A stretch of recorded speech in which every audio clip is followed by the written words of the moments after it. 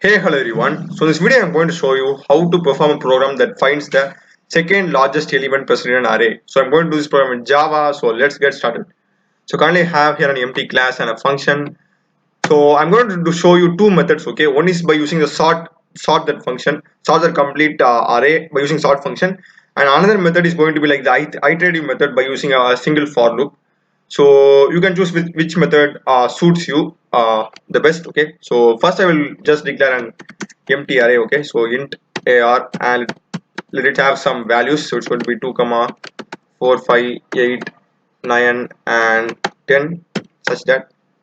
So that's fine. So first I will go with the sorting method. Okay, so for sort the arrays, it's going to be arrays dot sort. Okay, and we will just pass it arr inside it. So as you can see here, we need to use this function. Okay, import java.filter.arrays, so that you can use this arrays.sort function over here.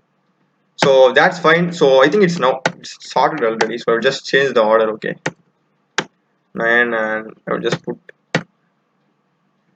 6 in between over here, and okay, that's good. So now after sorting it, we will know the second largest. Okay, so second largest is going to be uh, the array element, the total length minus 2. Okay, minus 1, total length minus 1 will give you the last element, that is the largest element, and total length minus 2 will give you the second largest element, that is the element second element from last in reverse. Okay, so just as printed. Okay, system dot out dot print, and it's going to be arr of arr dot length minus 2.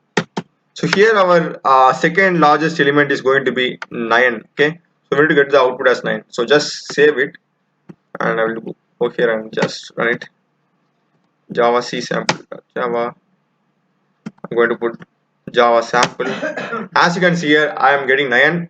So if you just put a for loop and print all the elements. Okay, for int I equal to 0, I less than arr length, and I plus plus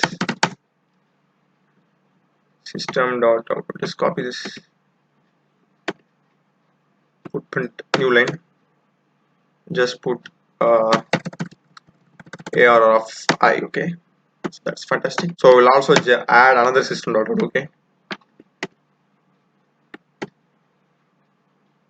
just put second largest. I'll just now compile it and right.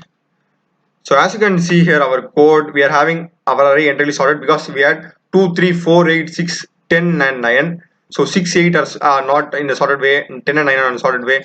So with the help of sort function, we have got everything, uh, our array elements in sorted order. So this, why I have put array dot length minus 2 means that it starts from 0 1 2 3 4 5 6. So here we are having 7 elements. Okay, but the array index range will be from 0 to 6. So arr of dot length will be written as 7. Okay, but arr of 7 is no element. Arr of 7 is like null. There isn't an index number with arr of 7. So we have the last element over here as arr of, that is a sorted element. We have the 10 as the arr of dot length minus 1. Okay, that will correspond to the last element, that is arr of 6. So minus 2 will give you the second last element, which is arr of 5. Okay, so that's why I'm putting here minus 2. Okay, no confusion, I guess.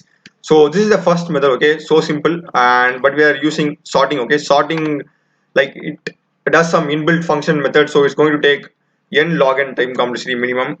Okay, but if we use for loop, and if you use this method, we will be getting this over in order of n. Okay, it's much quicker. So I will also do that method for you as well. So here I will just edit this code itself. So here also we will just remove this sort, and we'll just remove this also.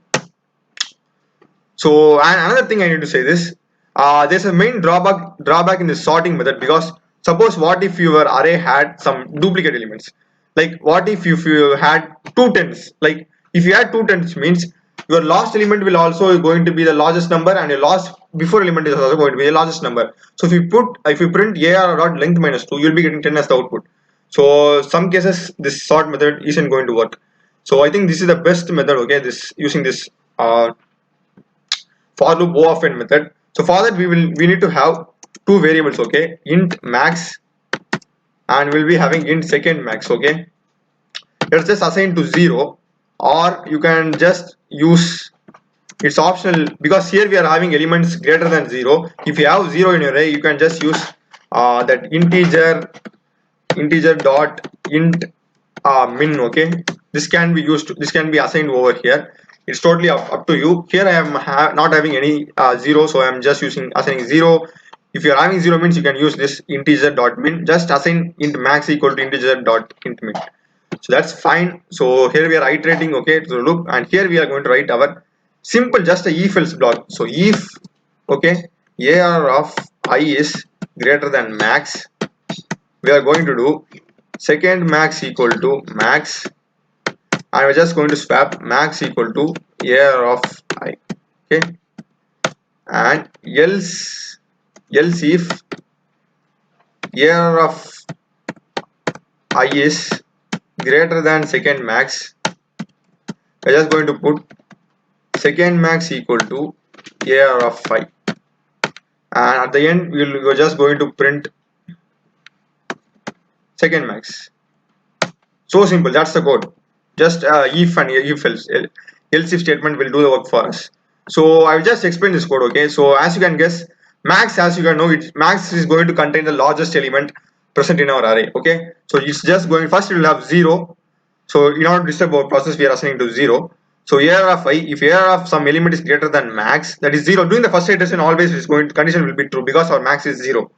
So what will happen is that during this first iteration here, second max is going to be 0 because max is also 0 and second max is also 0. But during the second iteration, this will change completely. So what happens first is that max equal to AR of I, okay. So this happens, okay.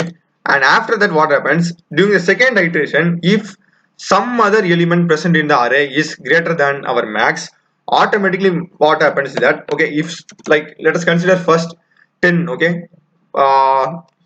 This is just a random example, okay.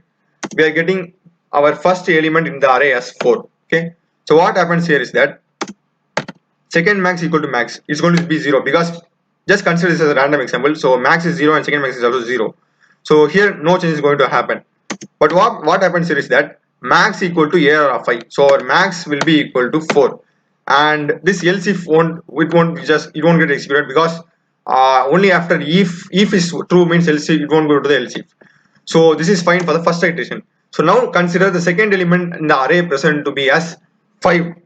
So in that case, what happens is that AR of I, that is we are considering as a 5 is greater than max because max is 4. So this is true, and what happens here is that here is an important change. Second max will be equal to 4.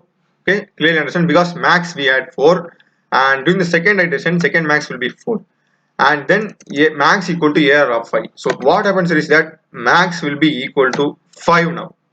So automatically what this code does is that it automatically assigns the second largest element to our second max variable. So that's what this line does. So this line may be invaluable during the first iteration, but this is the total game changer in the second iteration onwards. So you can ask me why this if else. So this process goes on like that, something it goes on, it keeps on going.